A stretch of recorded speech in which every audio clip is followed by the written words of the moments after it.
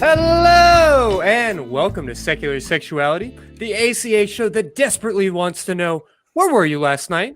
Who were you with?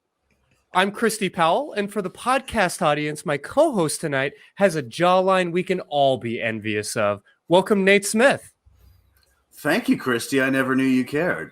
Uh-huh. And our guest tonight is the ethical slut of ACA hosts from Truth Wanted, the nonprofits, and everywhere else. Welcome, Puck. Welcome. Thank you. That's probably the best way to put me. I can't stick to just one show. I want to spread the love to as many different shows as possible. And now here I am on Secular Sexuality again. Yeah, please feel free to put that on your CV. I think that the world needs to know that you are the ACA official slut. Ethical Yeah. Yes. Yeah. Spreading the love like peanut butter. I'm so glad I get to finally be on a show with Puck. And I'm not at all jealous. Yeah, we've been kind of we run the same circles, you and I, Nate, but we never seem to be on the same screen at the same time, and now here we are. Well, now we are both docked in the same port. So in the spirit of breaking down our jealous breakdowns this evening, I'm going to try not to be envious to be surrounded by two hosts with better hair than I have. Yeah, it's true. I can admit it. It's true. But folks, give us a call and participate in the conversation. Give us a call, 512-991-9242, or on the interwebs at tiny.cc/callsex, because the show is coming in hot right now. All right. So diving right in, Puck, we're talking about compersion tonight. What is it? What does it do? I mean, walk us through this neologism and what these new words mean to you. Okay. Well, compersion, it's hard to talk about compersion without talking about jealousy. And one of the best ways to describe compersion is the opposite of jealousy. When you're jealous of someone, something good happens to them and you feel envious. You feel maybe it should have happened to you, or you feel that you would have deserved it a little bit more, or you feel that they did something that makes it so they're not worthy of it. Compersion is the exact opposite. Something happens to someone else that is good and you feel good for them. You feel genuinely happy. And I think what makes compersion for me is when I see someone else, like, you know, when I see an ACA show being super successful and I see new hosts getting added, even if it was something that I may have wanted for myself, I am so happy that so many voices get added into this community, and I'm glad for the people who are able to do it. So there's a quick definition in a nutshell. There's so much depth to it, but that's a quick start. Yeah, no, I love that you gave us an example that is outside of relationships and outside of polyamory or non-monogamy, because we are going to be talking a little bit about non-monogamy, which I know applies to a segment of our audience that I certainly am glad is here. But honestly, I feel like our poly folks probably get this idea, and frankly, the word compersion, I kind of wish that we could like pluck that out and pull it away from just talking about it in the context of non-monogamy. I feel like our culture, our language needs a better word for I'm happy, you're happy. So, you know, with that in mind, I think that there is a lot to this idea and a lot that could be beneficial to folks in monogamous relationships. When we're talking about compersion, I generally think that we are looking at ideas of autonomy, of boundaries, of love, or maybe love, joy. I mean, does that kind of encompass the whole conversation for you? Yeah, it does. And one reason that this word gets thrown in poly communities especially is because there is this idea that's been put into us either societally or just by habit that once you are in a relationship, you and the other person relationship must mutually and exclusively fulfill all of each other's needs. And now, of course, it's not reasonable for any one person to be able to do that for any other person. So we pick certain things that are exclusive to relationships. For better or worse, sex seems to be one of those big things. And emotional closeness is another one that gets put in there. Intimacy, spending time. But there are so many other aspects of relationships where just how do I put this? Just because you're in a relationship doesn't mean the other person doesn't stop being their own person, right? They Sure. still have their own goals, they still have their own desires, their own ambitions, and their own pleasures. And for some things, it's really easy to be happy for another person. Like if they regularly play on a poker night and they win, you don't really care for poker, so you're happy that they won. That's great. It's a little different when it's something that you feel you should or ought to have been able to fulfill. And that's where we get into some real interesting, sticky conversations. Yeah, and it's so arbitrary. Like you kind of listed out, like as a society, we tend to believe that sexuality is one of those elements that becomes like exclusive in your romantic relationship. And then you said emotional intimacy, which is, I mean, you're not wrong, but how do we separate out emotional intimacy versus like romantic emotions versus, how close are we supposed to get to our friends? For the longest time, I feel like the dividing line was just based on gender. Were we talking about somebody who is same gender or opposite gender? But obviously that distinction left a lot of people out in the cold and failed to capture the, nuances of human sexuality. And the truth is, I know so many couples that would be way more upset if you, watched the latest episode of your favorite TV show with somebody else versus having sex with somebody else. Like the Netflix cheat. yeah, no, that is so much worse in so many people's relationships, and that's fine and great and wonderful. But it does feel really arbitrary that we define monogamy in these like kind of narrow ways around our sexuality, but not necessarily encompassing these other categories. I mean, the whole thing feels a little bit messy, and so I'm glad that we are kind of breaking all of this down tonight. Yeah, and I'm glad to be having this conversation because as I talk to a lot of people, I hear that this is a completely new concept to them, and it was new to me just a few years ago, also. But having existed in poly spaces and getting to see firsthand my own transition from having monogamous relationships in the past to how I view relationships and my partner's happiness now. Maybe part of my journey can be somebody else's roadmap, and we'll see if we can't help some people out who might be in different stages along the way. Yeah, no, absolutely. Nate, please go ahead. I was just going to say I completely agree with what I think you're trying to say, that these lines that we're drawing are pretty much artificial. Like there's very few facets of life where you would expect one person to fulfill all of your needs for, whether it be friendship or companionship or anything, professionally speaking, right? Like you don't expect to only have, one coworker that you get along with, or, one supervisor that you like, right? We're expected to be poly in other parts of our life, but when it comes to our sexual relationships, there's this sort of artificial limitation where it's only got to be this one person. Yeah. So like the two places where this it seems like immediately can go is we can talk about how the idea of your partner being sexually fulfilled or even having a sexual interest in another person. We could talk about how that has to do with compersion, or we could go a different way and talk about how there are so many other facets in a relationship other than sexuality that even if you don't, open your relationship in a sexual romantic way, there are still ways that the idea of compersion can help even a monogamous relationship. And I think we're going to do the latter this time. Okay, yeah, great. Yeah. We're going to go with friends first. Yeah. That's always the best way to start off. Friends first. Right. Yeah. No, I mean, there are a lot of different pieces that we could be looking at here. But underlining all of it, I think, is getting back to a place where we respect each other's autonomy. It's so important, I think, to recognize just how arbitrary and made up some of our ideas around monogamy are. That's not to say that monogamy itself isn't valid. It's just to suggest that we are so often handed this like template of what a relationship is supposed to entail, and that template rarely fits everybody. And to be very clear, I am not encouraging everybody who is listening tonight to fall in love with or go have sex with somebody other than their partner. That's really not what I'm getting at. My thought here is just recognizing that our sense of fidelity, of trust and faithfulness and connection covers a lot of different categories. And we don't always treat it that way. We sort of take it for granted that, like, oh, well, this is something we share with everybody, and this is something we share with only a partner.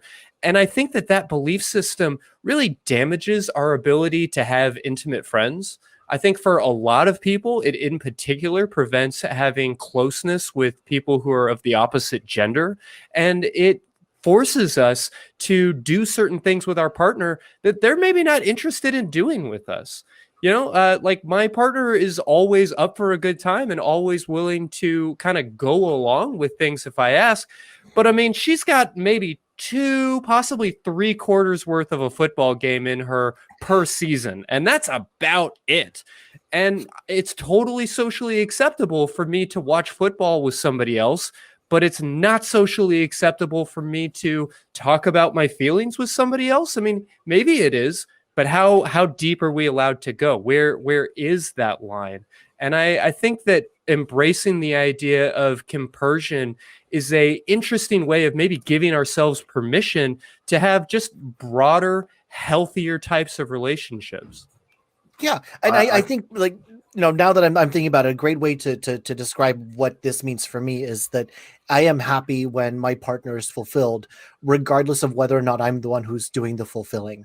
If my partner really, really needs to have a good talk with someone who's gone through something similar, and has some shared experiences, and just really needs to have that conversation, that bond, that closeness with someone who she can relate to better than I can, I am happy that opportunity was there for her, even if I was not part of it. And we can apply this to emotional closeness, but we can apply this to just about anything. We can apply this to just regular activities. Like she likes some video games that I don't particularly care for, but I'm glad that there's an opportunity for that need to be fulfilled. And this is where our monogamous friends can learn something from the poly relationships, because it doesn't have to necessarily be about building other relationships. It can also just be about being okay with your partner being fulfilled by something other than what you're providing. Yeah. Well, so to that end, I think that it's human to feel jealous. And we're going to talk a little bit about jealousy and what jealousy or envy or what some of these ideas actually look like and mean. But it's worth noting that it is a absolutely human emotion. And we're not talking about like deleting or removing that. Maybe we're talking about perhaps soothing that emotion with compersion or with some of these other ideas. We're all kind of struggling through this pandemic. We've all been kept away from a lot of people, and we've seen maybe some of our acquaintances like drift away after not being able to see them for a year. And I know a lot of folks are coming into my therapy office feeling really lonely. And yet it's really natural in that kind of context, if your partner makes a new friend, for instance, to perhaps feel a little bit envious of that, to wish that maybe you had made a new friend, or could we share that friend? And so I don't want to make this into something that's inherently sexual or inherently romantic, while acknowledging that these emotions that we put in certain categories or that we ascribe to like different aspects of our life really apply everywhere. Yeah. So, if we absolutely can acknowledge that you can be jealous of your partner making a new friend, I think we can also acknowledge that it's okay to have that emotion of, I am so happy that you're happy, and maybe feel something like compersion in that category. Yeah. I think we can maybe draw a bit of a spectrum, but I'm just curious about y'all's thoughts or reactions on where I'm at so far. No, well, the first thing I wanted to say is that this is such a huge topic that just from the three of us, we're talking about a lot of different things. And if anybody is listening and we're not talking about what you would like us to talk about, or we're not bringing something up you think is important, or if we did bring something up but didn't go into the depth that you would want, please feel free to call and we'll talk this out. And immediately after saying that, I completely lost my first train of thought. So. Yeah, I think it's absolutely normal to feel jealousy when it comes to seeing your partner made a new friend or got a promotion or whatever, but it's the ability to sort of take a step back and self-analyze and realize that, should I be feeling this way? No, I shouldn't be feeling this way.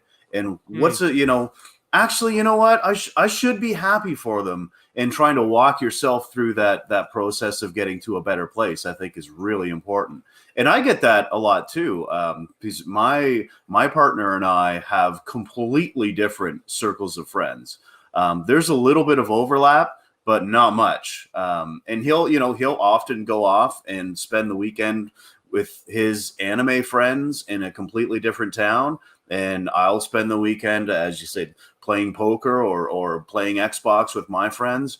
And we've gotten to the point, it took a few years, but we've gotten to the point where we're absolutely completely comfortable with that. I mean, after 10 years, getting a break from your partner is not always a bad thing. Yeah. You're all the stronger for uncomfortable. it. Yeah, a lot of people feel uncomfortable with those ideas. They feel threatened that maybe their relationship isn't good enough because we get bored around each other. I mean, after this pandemic and these experiences of being quarantined, I think that maybe people are loosening up on some of those ideas. But I talk to people all the time that are like, my partner and I are bored when we're around each other, and there must be something wrong with our relationship. And then I'll start talking to them, and it's like they haven't seen anybody but their partner in months. They haven't had any meaningful conversations outside of work. They haven't just gone to a restaurant or seen a movie or had a drink with somebody other than their partner. And they're wondering why they don't have anything to talk about with their partner.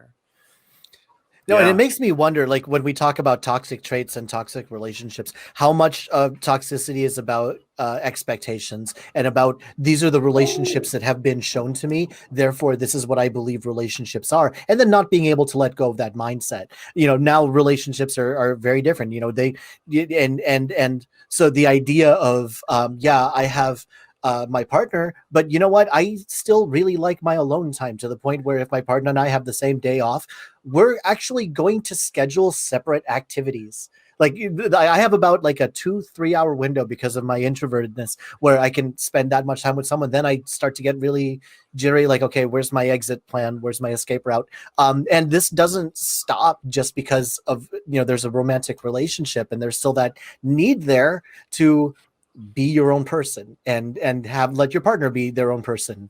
So I'm feeling all of that you were saying. Yeah, so you're highlighting an important totally piece of this. Yeah, something I really want to make sure to highlight here is the importance of maintaining your autonomy when you're in a relationship. So there's actually an exercise that I often will kind of walk through some of my clients through when we're talking about not the need to be alone or the need to do your own thing, but maybe the permission to do your own thing and to live your own life within a relationship. And so I'll often ask people, and I'm curious y'all's experience, Puck and Nate, as I'm talking, how do you feel? Like, what feelings does it bring up for you if your partner were to make a new friend? Does that immediately trigger a sense of jealousy? Does that trigger a sense of compersion? Are you happy for them or delighted for them? I personally love it because and this is just for me, and I get everybody's gonna have a different experience, but I think Nate was saying that my partner and I run completely different social circles.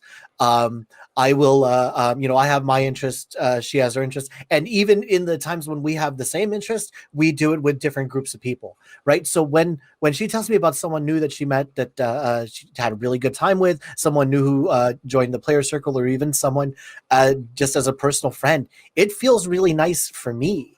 Because I know how nice I feel when I meet a new friend, and so I just imagine that happiness, and I am happy that someone else gets to feel it.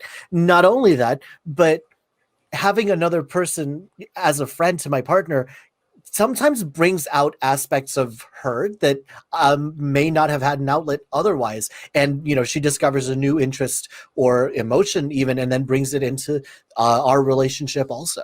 Mm-hmm. So it's genuinely, I not just personally benefit, but I personally actually feel great whenever my partner meets someone new. Now, it was not always like this. Sure. And in my earlier days of dating, not just in this relationship, but before I even had this, where I was so nervous about losing my partner. I had that mentality that I'm not that attractive. I don't have that much to offer. This is the last chance at romance and love in a relationship I'm ever going to have. So if there's even the slightest sign that this person is interested in someone else, it doesn't even have to be more than me, just interested in someone else other than me. It sent that panic feeling in there. Like what? Yeah, that scarcity Yeah. mindset, that idea that if this relationship doesn't work out, that everything is fucked, or Right. yeah, that can get us into a lot of trouble. Yeah. But So let it me took ask a you while this, to going switch. down the line a little bit.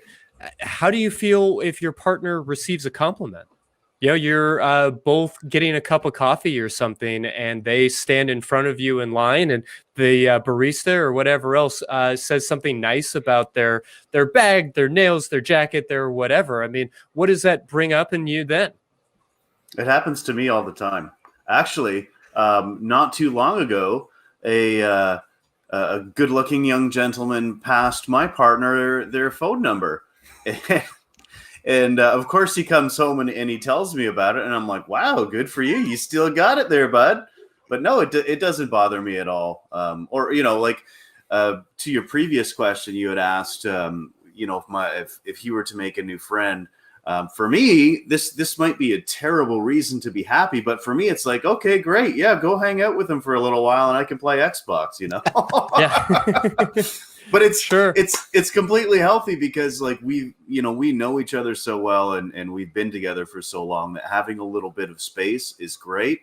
And like Puck was saying, if it gives him a chance to express some sides of his personality that he doesn't really get to express with me, like my partner is very, very gay. He's like, literally, you can see it from space. And as like I don't really present as a gay man, like you would probably never figure it out unless I told you. So like he likes to get out with the girls and go cat around and do their thing. And I really do not feel comfortable in that situation. It's sort of foreign for me. So I absolutely encourage him to get out with his friends and party it up. But no, him being complimented is awesome, because I'm like, hey, I'm hitting that. No, exactly. And I think that last piece, that last thing that you threw in there, that's like, hey, I'm hitting that. I feel like that borders on compersion. Like that brings into it this idea that him being attractive or interesting or having a nice whatever the hell is something that you can actually celebrate in and actually enjoy. Nate, to connect with something you were saying, I'm largely straight. I often say on this show that I'm like sort of cis-ish, het-ish, monogamish, there's a lot of squish here. But because I paint my fingernails and I suppose just the way I carry myself, I think I often code as maybe gay or some other adjectives. I don't want to overly imagine what's in people's minds. But because of that, when I'm out with my partner, who is a woman, I think people rarely recognize us as a couple. And it's really, really common for straight women to compliment me on my nails specifically. And it's honestly very interesting the way that people sort of react and respond to that. But at the same time, I think for my partner, who is kind of in charge of my nail upkeep, she always points out, like, it reflects well on her when I'm getting those kinds of compliments. And I think that's an important piece to all this. Exactly. That's exactly what I was saying. It's taking pride in the fact that you made a good choice. Yeah. Well, so how comfortable are you, or what? Maybe comfort is the wrong word, because I don't really want to frame this in terms of right and wrong, but just being aware of your own emotions. How do you feel when you find out that somebody has mentioned your partner as being attractive? Maybe it's not like an in the moment, like flirting right in front of you kind of thing, but somebody just sort of lets it slip or expresses like, oh, who's that hottie over there? What kind of emotions does that bring up for you? No, there was a time, like I said, like early in my dating, where I would have been like, back off, she's mine. But being flirted with, being complimented feels great, and it gives you this confidence boost, right? And if someone says something to my partner that makes her feel that elevated, that helps out our relationship too. So it's not like I'm missing out on anything. And so I learned to think of it that way. It's not that someone is trying to take. Sometimes people just give a compliment to give an honest compliment. And nice hair, Puck. And that's the beginning and end of it. And it makes you feel good about the choices you've made, and makes you feel good about you. And I am genuinely happy when my partner feels that happy about herself, especially, there are some people out there who really just don't get complimented very much. And so when they do, the last thing that I want to do is take that little bit of happiness that they were thrown and then stomp all over it by having a sour attitude. Yeah, I love the idea of just normalizing compliments and not seeing a compliment as like foreplay or like leading up to something else. But Puck, I want to highlight something you said. We so thoroughly normalize it that I don't know how many people really had their ears perk up when you said, like, back off, she's mine. It's really worth pointing out, like, everything we're talking about with regards to compersion is directly connected to the idea of autonomy and recognizing that your partner isn't yours. They don't belong to you. And I know that wasn't what you were suggesting, right? But we have just become so comfortable as a culture speaking in that way and sort of assuming those things. Well, religion's got a lot to do with that too, right? That's the whole biblical notion of giving yourself over to your husband, usually. And that is really what's become, I think, is responsible for this petty jealousy that some people seem to experience. At least it's certainly a big part of it, because just anecdotal evidence here, so take it with a grain of salt. But my fellow atheist friends seem to have no problems with compliments or swinging or a gentle peck or a pat on the butt, whereas the religious folks, they're the ones that seem to constantly have beef, and they're the ones that seem to constantly be worried about what other people are doing in their bedrooms. Yeah, no, I think that we can see most modern religions, certainly Christianity, as a way of maintaining social cohesion in a agricultural society from 3,000 years ago. It doesn't really line up with our modern ideas of who people are and who they should be allowed to be. But with all of that in mind, Nate, I'm going to give you a chance to pull up the phone calls and see who you want to get started with. While you're doing that, though, I guess, Puck, I want to give you a chance to maybe kind of underline everything that we're talking about here and look at why embracing compersion might be useful for folks in our audience. We're going to talk a little bit more about perhaps how to do that. But what else can you let us know? What's your elevator pitch for why this idea of compersion is useful to people who are in monogamous relationships?